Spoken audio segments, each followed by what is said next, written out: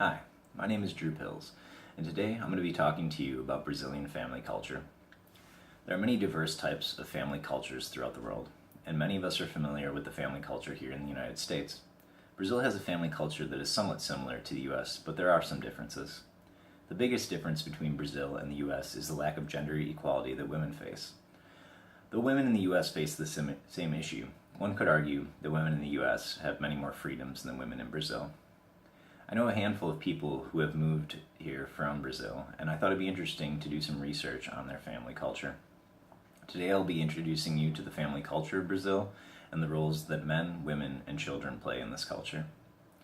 First, we'll talk about Brazilian family culture as a whole.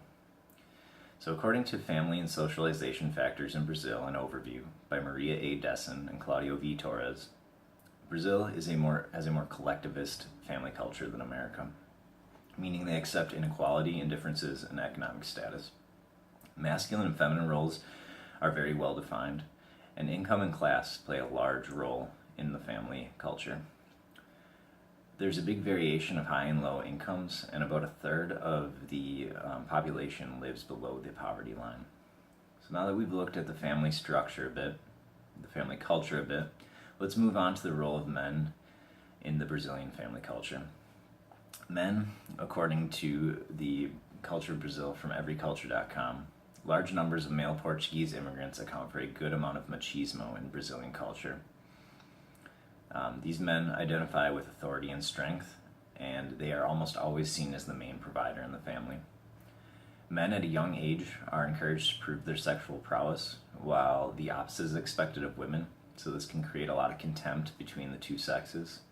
And because women are expected to be pure, there's a great deal of domestic violence that arises when men don't feel that they are being pure. So now that we've looked at the men, let us next look at the women. And this is according to Culture of Brazil from everyculture.com. Women didn't have the right to vote until 1932, and until the 1960s, women were the equivalent of children in the eyes of the law, so they did not have a lot of rights.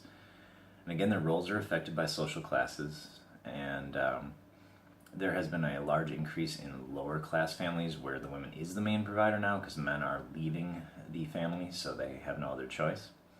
According to Dessen and Torres, women in the middle class and above have many more choices for employment, and they're often safer and cleaner choices. And even though women are allowed in the workforce, they are still expected to carry out their domestic duties, such as cooking, cleaning, and taking care of the children. And with women entering the workforce, this has raised the issue of questioning the gender roles, which obviously the men do not want to lose their power, so they don't like this. So now that we understand the role of the women, let's focus on the children next. The children's role has changed drastically over the decades, and according to Dessen and Torres, in the early 20th century, there's a great difference in adult and the child world, meaning that children respected their elders, but they did not have much interaction with them. And the children were often raised by other siblings or peers. Starting in the 1930s through the 1980s, children have less interaction with their peers, and there's more focus on solitary activity within the home. Children are closely supervised by the parents, and they're given opportunities to learn and play within the home.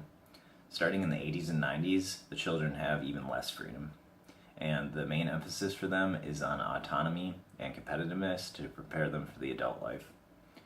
In present day, the children have a much different role. They have much more freedom, and they are expected to question things, but they're also made ready for the adult life.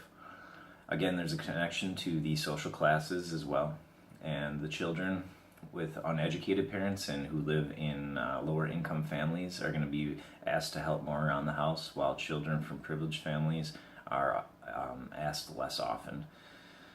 So now that we have covered the family structure and the roles of the men, women, and children, let's recap what we've discussed. Today we looked at the family structure in Brazil and how it is male dominated.